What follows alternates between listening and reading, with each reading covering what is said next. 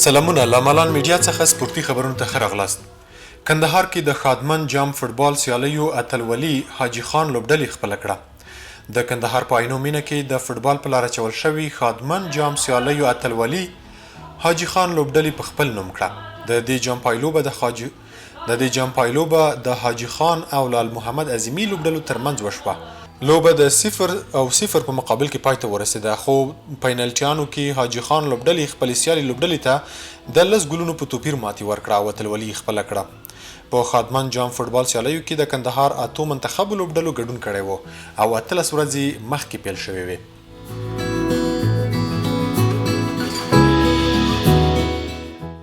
د غزني په جاغوري ولسوالۍ کې د فوټسال د مربیانو د روزنې کورس ترسره شو. د فوټبال ملي فدراسیون د غزني په جاغوري ولسوالۍ کې د مربیانو د ظرفیت لوړولو په موخه اختصاصي کورس په لاره اچولی و. په دې کورس کې ټول 12 مربیانو ګډون کړی و او په عملي او نظري دوو برخو کې د 4 ورځو لپاره روزنه ورکړل شوه. د فوټسال ملي فدراسیون د معلوماتو له مخې د دې کورس له دایرولو بل هدف د فوټسال له تمریناتو، زده کړو او روزنې سره د مربیانو بلدي ده. د دې کورس له بشپړېدو وروسته ټولو ګډونوالو مربیانو ته د فوټسال د مقدماتي مربي سندونه هم وویشل شول. د خوست مهدي خیلو رمضان جام سیالیو کې مسؤل لوبډلې بریا خپله کړه. د خوست ورزشي امریت اړوند د والیبال فدراسیون په چوکاټ کې د چیني مهدي خیلو ځوانانو له لوري د رمضان جام والیبال پیل شوي سیالۍ لا هم روانې دي.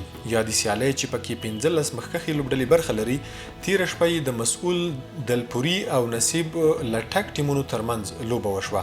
له یوې خوندورې لوبې وروسته د مسؤل دلپوري لوبډلې بریا خپله کړه. لوبه یو میدان وه چې مسؤل لوبډلې وګټله او په دې توګه دا لوبه 1-0 مسؤل لوبډلې په خپل نوم کړه. د ټورنامنټ د مسؤلانو په وینا لوبې ناک آوټ دي او د سیالۍ به تر اختره روانې وي. له خوست اخوا په هلمند کې د لومړي پړاو رمضان جام سیالیو اتلولي ذوالفقار لوبډلې وګټله. د هلمند په لښکرګاه ښار کې د فوټسال رمضان جام سیالیو پایلوبه د ګریشک ذوالفقار او لښکرګاه قیس غني لوبډلو ترمنځ په مرکزي جمنازیوم کې ترسره شوه چې لوبه په پوره وخت کې 3-3 مساوي پای ته ورسېده، خو په پینالټیانو کې ذوالفقار لوبډلې 4-3 د قیس غني لوبډلې ته په ماتې ورکولو سره د اتلولۍ جام پورته کړ. هلمند کې د رمضان جام سیالیو د غوره لوبغاړي جایزه حمید الله حیدري ترلاسه کړه. د غوره ګول ساتونکي جایزه محسود احمد، د ډیرو ګلونو وهلو جایزه نصیر احمد نظری ته او د اخلاقو جام هم د هلمند اف سی ته ورکړل شو. دا په هلمند کې د فوټسال رمضان جام سیالیو لومړی پړاو سیالۍ وي چې د روژې میاشتې د پیل سره سم په مرکز لښکرګاه کې د 22 لوبډلو ترمنځ پیل شوې وي چې په ناک آوټ یا حذفي شکل ترسره شوې. دایکنډي کې بیا د فوټسال رمضان جام روانو سیالیو پر دوام بیګاش په 3 لوبې ترسره شوې.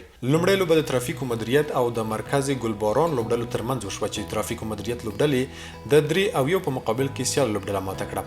دویمه لوبه د امید جوانان او عقابان دایکنډي لوبډلو ترمنځ وه چې په پایله کې یاده لوبه 3-3 ګولونو مساوي پای ته ورسېدله او وروستۍ لوبه بیا د ښوونکو د روزنې لوبډلې او شهید صادقي نیلي لوبډلو ترمنځ وشوه چې په نتیجه کې شهید صادقي نیلي لوبډلې د 3-0 په مقابل کې لوبه وګټله.